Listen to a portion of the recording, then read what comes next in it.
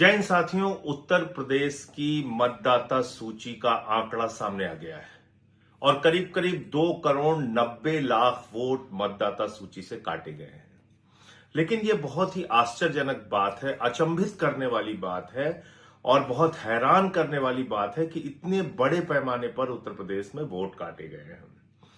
राज्य निर्वाचन आयोग यानी कि जो ग्रामीण क्षेत्रों में चुनाव कराता है, बीडीसी के, जिला पंचायत सदस्य के और ग्राम प्रधानों के चुनाव जो कराता है, उसने एक सूची तैयार की जिसमें कहा कि उत्तर प्रदेश में 12,70,00,000 वोट है। ध्यान से सुनिएगा, वो लिस्ट इसी साल में तैयार हुई है, दिसंबर के महीने में जारी हुई है और उस लिस्ट में राज्य निर्वाचन आयोग ने यानी कि जो ग्रामीण चुनाव कराए जाते हैं जिला पंचायत प्रधान और बीडीसी के, उसमें राज्य निर्वाचन आयोग ने कहा कि उत्तर प्रदेश में ग्रामीण क्षेत्रों के मतदाताओं की संख्या है 12,70,00,000।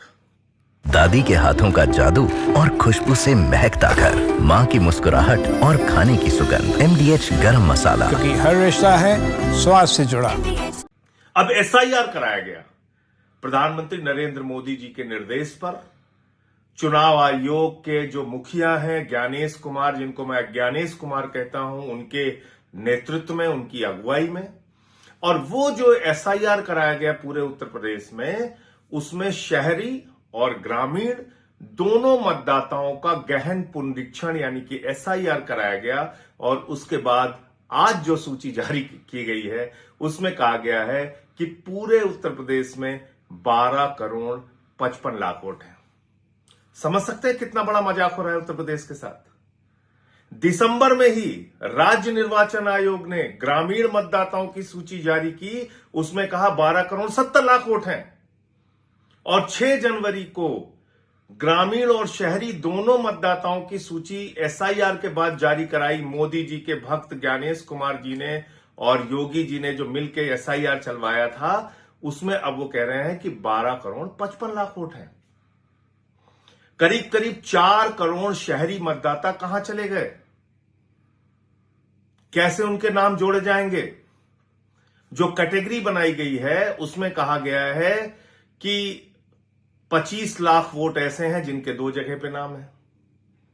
फिर एक संख्या बताई गई कि करीब करीब 2 करोड़ कुछ लाख मतदाता हैं जिसमें कि वो शिफ्ट हो चुके हैं या अनट्रेसेबल हैं।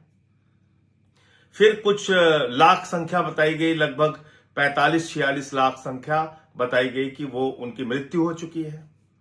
अब आपने जो कहा कि शिफ्टेड की कैटेगरी में और अनट्रेसेबल की कैटेगरी में, यानी कि वो लोग जो लोग उत्तर प्रदेश से बाहर चले गए हैं उनकी संख्या, या फिर वो लोग जो आपके BLOs गए और मिले नहीं, जो आपके BLOs गए और मिले नहीं, जो आपके अधिकारी गए और मिले नहीं, ऐसी संख्या आपने बता दी करीब करीब 2,17,00,000 के आसपास, 2 करोड़ से ऊपर की संख्या आपने बता दी।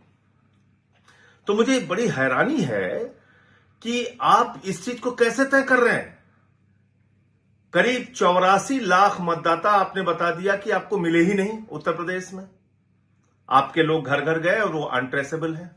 जानते हैं ये क्या हुआ है? BLOs को, अधिकारियों को दबाव बनाया गया और कहा गया भारी संख्या में कि इन लोगों के वोट काट दो। अब आप जानते हैं किसको टारगेट किया गया होगा? यादव को, मुसलमान को, पिछड़ा को, दलित को, कि भाई इनके वोट काट दो। घर पे बैठे उन्होंने वोट काट दिया और लिख के दे दिया अनट्रेसेबल, यानी कि हम गए और ये मिले ही नहीं। दूसरा क्या किया? बोला शिफ्टेड की कैटेगरी में दिखा दो, उसमें भी उन्हीं वर्ग के मतदाताओं को। और क्या किया कि भाई इनका लड़का वहां चला गया, इनके पिताजी वहां चले गए, ऐसे ऐसे करके 1,25,00,000 के आसपास वो मतदाता आपने दिखा दिया।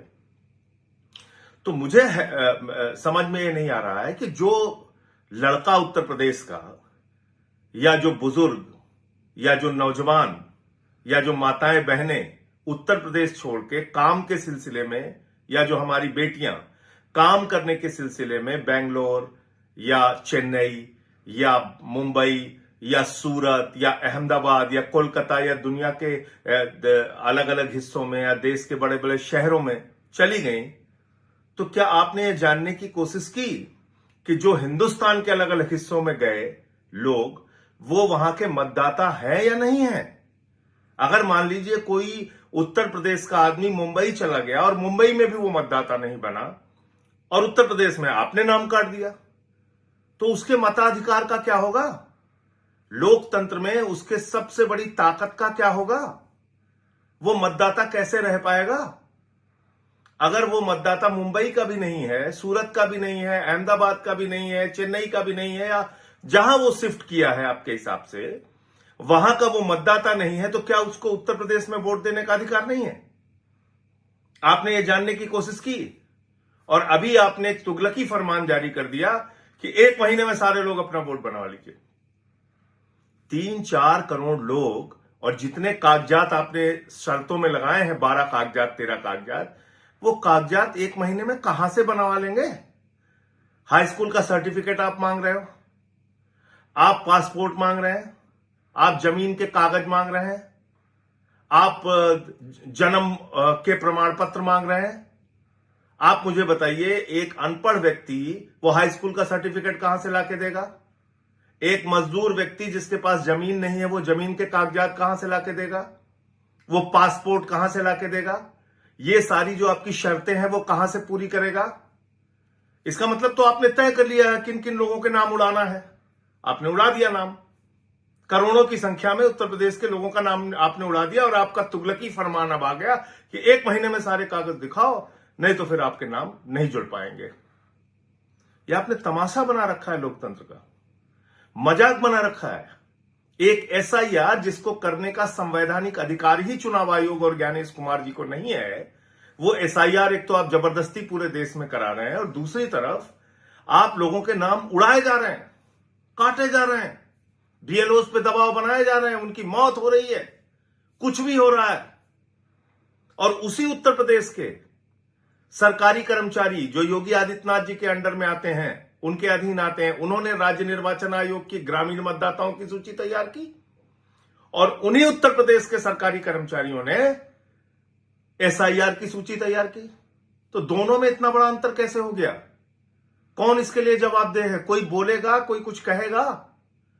संसद में जाओ, वहां सुनवाई नहीं होती, सुप्रीम कोर्ट में जाओ, वहां तारीख पे तारीख पड़ती है, चुनाव आयोग है वो एक तरफा मनमानी कार्रवाई कर रहा है। तो मैं उत्तर प्रदेश में करीब करीब अभी तक हम लोगों के 6000 के आसपास बीएलएस बने हैं और संख्या में हम बीएलएस उत्तर प्रदेश में बनाने जा रहे हैं।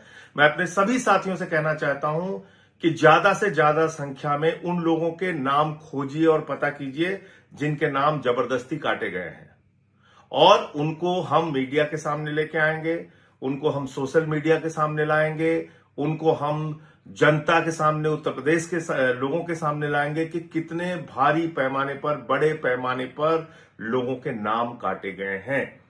तो इसको एक अभियान बना दीजिए, इसको एक क्रांति बना दीजिए और अपना नाम किसी भी रूप में कटने मत दीजिए। और जो लोग बाहर हैं, यानी कि जिनको शिफ्टेड की कैटेगरी में दिखा दिया गया है, उनसे भी मेरा निवेदन है कि उत्तर प्रदेश के हमारे वो भाई जो दिल्ली में, मुंबई में, अहमदाबाद में, गुजरात में, सूरत में, जहां जहां भी वो काम करते हैं, कृपा करके अपनी लिस्ट में नाम अपना चेक कर लीजिए कि आपका नाम जोड़ा गया है या काट दिया गया है, और अगर काट दिया गया है तो अपना नाम जुड़वाइए, वरना आप मत के अधिकार से वंचित रह जाएंगे, लोकतंत्र में सबसे बड़े अधिकार से वंचित रह जाएंगे। याद रखिएगा, बाबा साहब डॉक्टर भीमराव अंबेडकर जी ने ये लोकतंत्र में सबसे बड़ा अधिकार आपको दिया है, वोट का अधिकार, जिसमें राष्ट्रपति के वोट की भी गिनती 1 होती है और गांव के गरीब आदमी की, मजदूर के वोट की भी गिनती